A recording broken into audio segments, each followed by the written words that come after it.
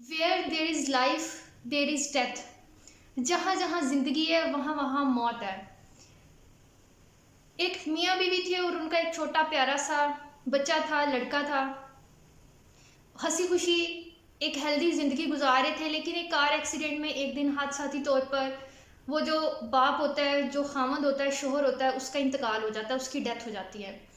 बीवी बहुत परेशान होती है, बच्चा उसका भी छोटा होता है, लेकिन वो हिम्मत बांधती है कि मैंने ना अपने इस बेटे के लिए ज़िंदा रहना है, मैंने इसकी अच्छी परवरिश करनी है, इसको बड़ा रहना है। वो उसके लिए अपनी हिम्मत बांधती है और वो दोनों रहने लग जाते हैं। वो अपने बेटे को बड़ा करना शुरू कर देती है, लेकिन कुदरत का तकाजा ये होता है कि कुछ ही अरसे बाद उसका जो बेटा होता है उसका भी इंतकाल हो जाता है, उसकी डेथ हो जाती है।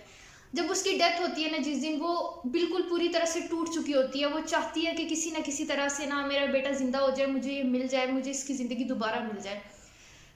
वो उसी आलम में, उसी हाल में, गशी के आलम में इर्द गिर्द के जो घर होते हैं उनके पास जाती है। बेटा उसने गोद में उठाया होता है छोटा सा, और उनको कह रही होती है कि किसी तरह से मेरी मदद करे, मेरा बेटा ठीक हो जाए, किसी तरह से मेरी मदद करे, मेरा बेटा ठीक हो जाए।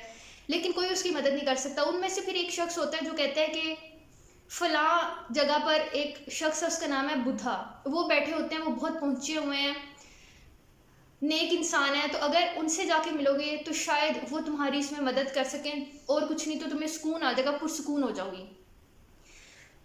वो कहती है कि ये आखिरी जो जगह है मैं इस पे भी जाके देख लेती हूँ। वो वहाँ जाती है और उन्हें जाके अपना सारा वाक़या सुनाती है और कहती है कि किसी तरह से रो रो के गिड़गिड़ा के इल्तिजा करती है कि किसी न तरह से ना मेरे बेटे को ठीक कर दें। वो सारी सिचुएशन को भांप लेते हैं, देख लेते हैं कि इस औरत के ऊपर इस वक्त कौन सी हालत तारी हुई है, कितना इसका नुकसान हुआ है।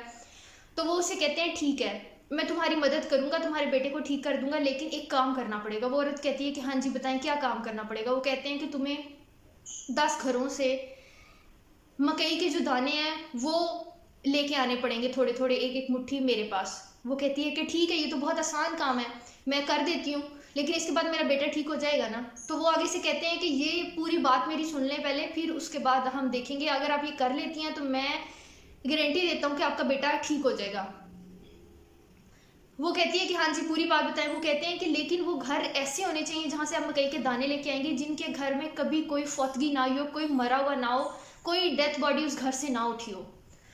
तो वो पहले थोड़ा परेशान होती है, फिर कहती है हो सकता है ऐसे घर हों मोहल्ले में, शहर में, जिन घरों के अंदर फौतगी ना हुई हो। वो जाती है एक के बाद एक के बाद एक अपने बेटे को उनके पास छोड़ के, उसकी लाश को वहाँ रख के वो घरों के अंदर जाना शुरू करती है, कि जाके उनसे पूछती है कि मुझे मकई के दाने देने, मकई के दाने देने। लेकिन उसे वहाँ पे कोई ऐसा घर नहीं मिलता जिस घर में पहले से कोई डेथ ना हुई हो, कोई डेड बॉडी ना उठी हो, कोई फौतगी ना हुई हो। वो परेशान होकर वापस आ जाती है और फिर वो आगे से उसे कहते हैं कि where there is life there is death. जहाँ जहाँ ज़िंदगी है वहाँ वहाँ मौत है। यही सिलसिला है जो कि चलता रहता है। तो हम भी देखते हैं कि जहाँ जहाँ ज़िंदगी है वहाँ वहाँ मौत है। हम सबको पहले से पता है कि एक ना एक दिन ऐसा आना है जब हमने इस दुनिया से चले जाना है। लेकिन फिर भी जब कोई प्यारा जाता है, जब कोई जानने वाला जाता है, जब कोई ऐसे शख्स जाते हैं जिसको हम शायद कभी ज़िंदगी में मिले नहीं होते, लेकिन टीवी के ऊपर, मीडिया के ऊपर हमने उसको सुना होता है, उसका काम देखा होता है, तो भी हमें बहुत अफसोस होता है। जैसे कि कल खबर आती है कि उमर शरीफ साहब इस दुनिया में हमारे साथ नहीं रहे, उनकी वफ़ात हो गई है। न्यूज़ मीडिया के ऊपर हम देखना शुरू करते हैं कि ख़बरें चलना शुरू कर देती हैं कि उर्दू मज़ाक के जो मालिक थे, उर्दू मज़ाक जिनका घर था, जो उसके ऊपर पूरी कमांड रखते थे, वो हमारे दरमियान में नहीं रहे। उर्दू मज़ाक के बादशाह हमसे रूठ के चले गए हैं। लेकिन हम ये सब कहाँ थे जब वो इस दुनिया के अंदर मौजूद थे? हम लोग कहाँ थे जब आखिरी सालों के अंदर कहीं ना कहीं उनको हमारी ज़रूरत थी? अब कोई शख्स ज़िंदगी में होता है, हम उसकी ज़िंदगी को बहुत फार ग्रांटेड लेते हैं। हमें पता होता है कि हाँ वो शख्स है, ठीक है, हमें इंटरटेन कर रहे हैं, या हमारे लव्ड वंस हैं तो हमारे लिए कोई काम कर रहे हैं, बातें कर रहे हैं, नहीं कर रहे हैं, हम उनसे बात करें या ना करें, हमें पता होता है कि वो शख्स इस दुनिया में मौजूद है।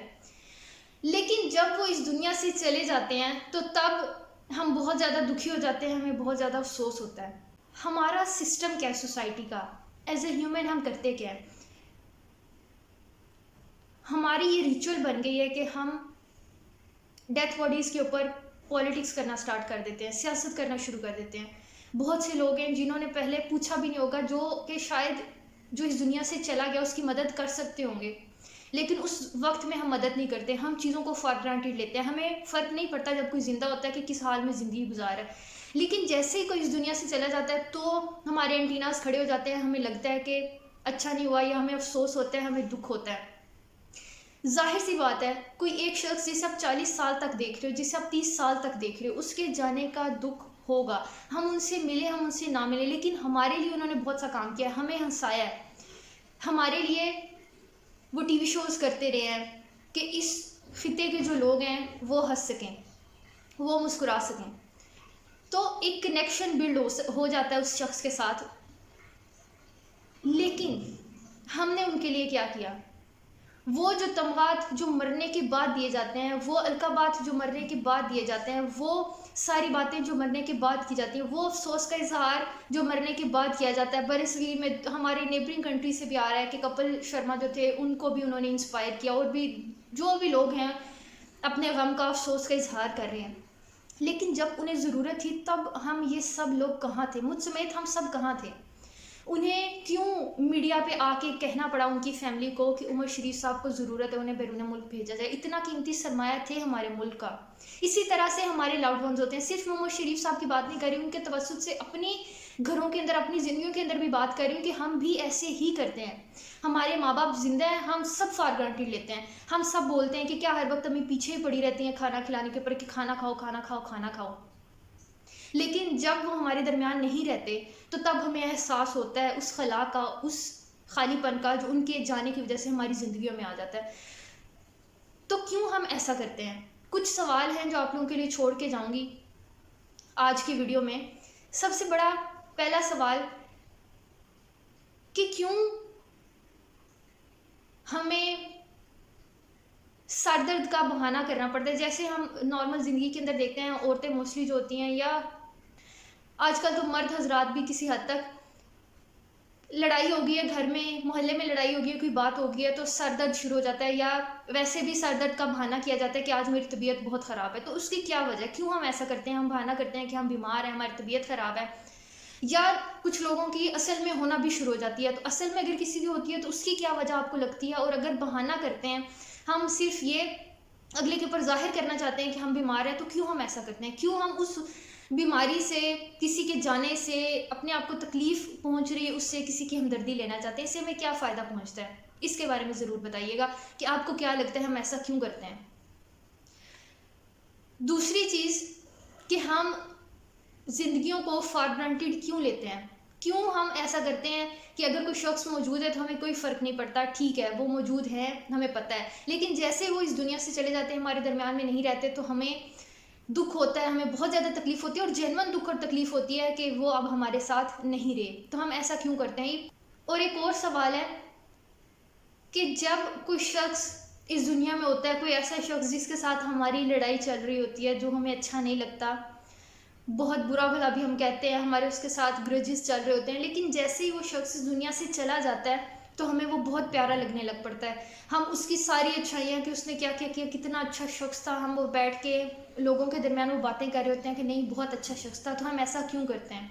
ये 3 सवाल हैं, काइंडली मुझे इनके जवाब आप ज़रूर दीजिएगा कि आपको क्यों लगता है हम ऐसा क्यों करते हैं। इसके अलावा थोड़ा सा मैं बताती हूँ। मैंने डिफरेंट बुक्स पढ़ी, बहुत से लोगों के साथ बातें की, सुना बड़े लोगों से जिनका ज़िंदगी में एक्सपीरियंस ज़्यादा होता है, जो इन चीज़ों को बहुत ज़्यादा देख रहे होते हैं, करीब से सोच रहे होते हैं कि क्यों हम ये जो ग्रीफ है, ये जो दर्द है, किसी के जाने के बाद हमें होता है।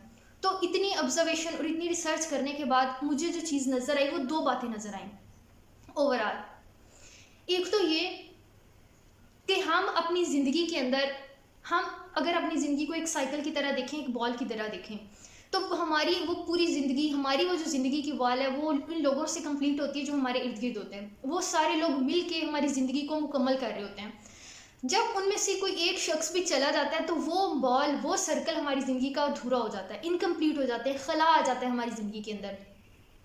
उनके होने से हमारी ज़िंदगी के अंदर जो चीज़ें हो रही होती थी, हम जो उनसे बात करते थे इतने साल तक, वो जो हमारे साथ रहे होते हैं, उनकी वजह से हमें जो सहूलियात मिल रही होती हैं, उनकी वजह से हमारी ज़िंदगी जैसे भी मुकम्मल हो रही होती है, वो पार्ट, वो पोर्शन खाली हो जाता है, इनकम्प्लीट हो जाता है, उसके अंदर होल आ जाता है, खला आ जाती है।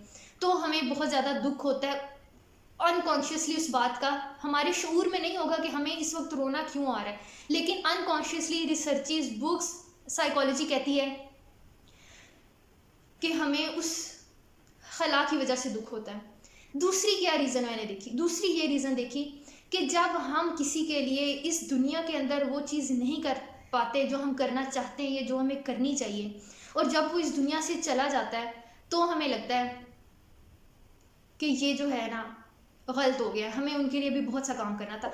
हम इस दुनिया को ना एक वेटिंग रूम की तरह लेते हैं। हमें लगता है कि हम इंतज़ार कर रहे हैं, बहुत वक्त है अभी, तो अभी हमने पढ़ लिया, अभी हमने बड़े होना है, हमारे सब के ख्वाब होते हैं, हमने माँ बाप के लिए ये काम करना है। लेकिन हम में से बहुत ज़्यादा लोग ऐसे होते हैं जो कुछ जब काबिल होते हैं ना, तो उनके वही प्यारे उनके साथ नहीं होते। तो उन्होंने तो ख्वाब देखा होता है कि जब ये मैं कुछ बन जाऊंगा, इनके लिए करूंगा, लेकिन वो वक्त ही नहीं मिल पाता, उससे पहले ही हमारे प्यारे हमारे साथ नहीं रहते।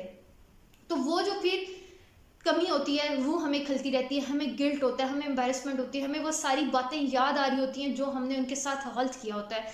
और वही गलती उनके लिए उनकी मौत के बाद, उनके हमारे साथ से चले जाने के बाद जो लव होता है, जो हमारी उनके लिए मोहब्बत होती है, वो बहुत ज़्यादा हो जाती है, वो एक्सट्रीम हो जाती है, और हमारा जो गिल्ट होता है वो भी बढ़ जाता है, और इस चीज़ से भी हमें दुख मिलना शुरू हो जाता है। तो डिफरेंट रिसर्च करने के बाद, डिफरेंट लोगों से बात करने के बाद, ये दो चीज़ें हैं जो मुझे पता चली हैं। तो क्यों ना हम ये जो चीज़ें हैं, जहाँ जहाँ हम इन चीज़ों को कंट्रोल कर सकते हैं, जहाँ जहाँ हम दूसरों के लिए कोई काम कर सकते हैं, उनको फॉर ग्रांटेड नहीं ले सकते। कल का इंतज़ार क्यों करना है जब आज हमारे पास है, जब हम आज अपने प्यारों के लिए कुछ कर सकते हैं।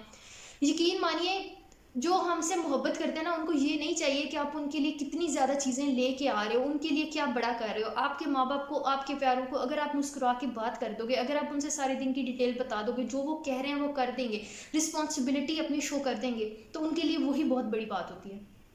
उनको शायद ये नहीं चाहिए, हमने अपने अंदर बनाया हुआ है कि ये ज़रूरतें हैं, ये चीज़ें हैं जो हमने पूरी करनी है। और 60 to 70% हम लोग ऐसे हैं जिन्हों के माँ बाप ने कभी नहीं बताया होता कि हमें ये ख्वाहिशात हैं, ये हमने पूरा करना है, हमें बड़ी गाड़ी घर मिलेगा तो ही हमें लगेगा कि तुम हमारा बेटा या बेटी हो। कितने लोग हैं आप लोग जो सुन रहे हैं इस वक्त, जिनके माँ बाप ने ऐसे कभी कहा हो, या जिनके लव्ड वंस ने ऐसे कभी कहा हो? ज़्यादातर नहीं ऐसा कहा जाता। हमने खुद से चीज़ें बनाई होती हैं, हमने एक स्टैंडर्ड सेट किया होता है कि इस स्टैंडर्ड को अगर हम मीट कर लेंगे तो ही हम भी खुश रह सकते हैं और दूसरों को भी खुश कर सकते हैं। और उस स्टैंडर्ड के मीट होते होते वक्त हमारे हाथ से निकल जाता है। तो काइंडली अपनों को, अपनी लाइफ को, अपने प्यारों को फॉर ग्रांटेड मत लें। उस वक्त का इंतज़ार मत करें कि जब वो चले जाएं तो ही हम उनके लिए दुख का इजहार करें, तो ही हम उनकी अच्छाइयाँ बताएं, तो ही हम बताएं कि वो कितने अच्छे शख्स थे।